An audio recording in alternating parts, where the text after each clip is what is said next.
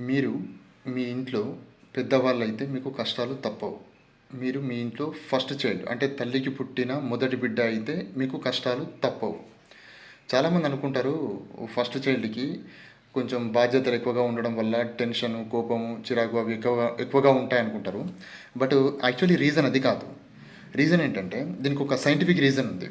అదేంటంటే ఒక అమ్మాయి ఫస్ట్ టైం ప్రెగ్నెంట్ అయినప్పుడు ఆ అమ్మాయి కడుపులో ఉన్న బిడ్డకి ఆ తల్లి నుండి ఎనర్జీ పాస్ అవుతుంది. బొడ్డు పేగు ద్వారా ఎనర్జీ పాస్ అవుతుంది. అయితే అమ్మాయి ఫస్ట్ టైం ప్రెగ్నెంట్ అయినప్పుడంట ఆ అమ్మాయి నుండి ఆ కడుపులో ఉన్న బిడ్డకి ఎనర్జీ సరిగ్గా పాస్ అవ్వదంట. అలా పాస్ అవ్వకపోవడం వల్ల కడుపులో ఉన్న బిడ్డకి ఎనర్జీ అందకపోవడం వల్ల వాళ్ళకి హార్మోన్స్ ప్రాబ్లం ఉంటుందంట. అంటే హార్మోన్స్ డెఫిషియన్సీ ఉంటుంది. అలా హార్మోన్స్ ప్రాబ్లం ఉండడం వల్ల వాళ్ళకు కొన్ని లక్షణాలు ఉంటాయి. అవేంటంటే వాళ్ళు కొంచెం కోపం ఎక్కువగా ఉంటుంది, చిరాకు, ప్రతి చిన్నదానికి టెన్షన్ పడడం, ఎక్కువగా ఆలోచిస్తుంటారు, ఓవర్ థింకింగ్ ప్రాబ్లం ఉంటుంది. అదే అమ్మాయి సెకండ్ టైం ప్రెగ్నెంట్ అయినప్పుడు అప్పుడు ఆ కడుపులో ఉన్న బిడ్డకి ఎనర్జీ కంప్లీట్గా పాస్ అవుతుందంట.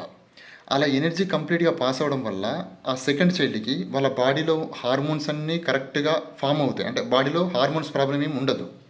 అలా ఉండకపోవడం వల్ల ఆ సెకండ్ చైల్డ్కి చాలా అంటే వాళ్ళ లక్షణాలు ఎలా ఉంటాయంటే చాలా కామ్గా, కూల్గా, వాళ్ళు ఎక్కువగా స్ట్రెస్ తీసుకోరు, ఎక్కువ టెన్షన్ పడరు, బాగా నిద్రపోతారు. ఎప్పుడైనా కోపం వచ్చినా కూడా వాళ్ళు తొందరగా కూల్ అవుతారు, వాళ్ళు చాలా ప్రశాంతంగా ఉంటారు.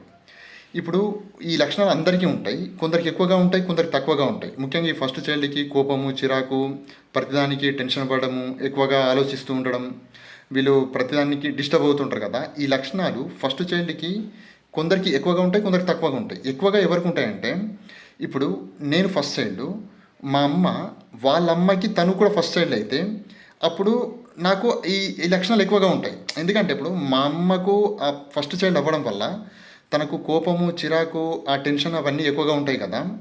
ఇప్పుడు తనకు పుట్టిన నాకు ఇంకా ఎక్కువగా ఉంటాయి.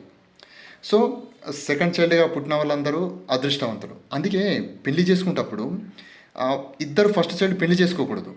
ఎందుకంటే ఇద్దరు మొండిగా ఉంటారు, ఇద్దరికి కోపం ఎక్కువగా ఉంటుంది. మీరు బాగా గమనించండి, భార్య భర్తలు ఎవరైనా సరే ఇద్దరు ఫస్ట్ చైల్డ్ అయితే అంటే అమ్మాయి వాళ్ళింట్లో పెద్దది, అబ్బాయి వీళ్ళింట్లో పెద్దవాడు.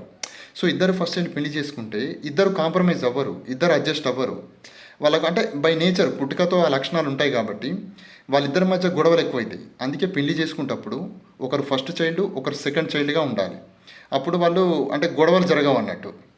సో ఇప్పుడు ఈ సెకండ్ చైల్డ్ కామ్గా, కూల్గా ఉండడం వల్ల ఏమవుతుందంటే వీళ్ళకి కెరీర్లో ఎక్కువగా సక్సెస్ అవుతారు. నేను మా సీఏ కోర్సులో గమనించిన 100% మంది సీఏ పాస్ అయిన వాళ్ళు సెకండ్ చైల్డ్ ఉన్నారు. సీఏలే కాదు, ఈవెన్ డాక్టర్సు, ఇంజనీర్సు, పెద్ద పెద్ద ఐఏఎస్, ఐపీఎస్ చదివిన వాళ్ళందరూ వాళ్ళు సెకండ్ చైల్డ్ ఎక్కువ ఉన్నారు. అంటే ఫస్ట్ చైల్డ్కి తెలివి ఉండదని కాదు, కాకపోతే వాళ్ళు ఎక్కువగా టెన్షన్ పడడం, ప్రతి చిన్నదానికి డిస్టర్బ్ అవుతుంటారు. సెకండ్ చైల్డ్ అలా అవ్వరు, వాళ్ళు చాలా కామ్గా, కూల్గా ఉండడం వల్ల వాళ్ళు దేని మీదైనా ఈజీగా ఫోకస్ చేయగలుగుతారు. అందుకే ఫస్ట్ చైల్డ్కి కొంచెం కష్టాలు, ఇబ్బందులు ఎక్కువ ఉంటాయి. సెకండ్ చైల్డ్కు వచ్చినంత ఈజీగా సక్సెస్ ఫస్ట్ చైల్డ్కు రాదు. ఓకే, సో ఇది ఫస్ట్ చైల్డ్కి ఉన్న ప్రాబ్లమ్స్. Thank you.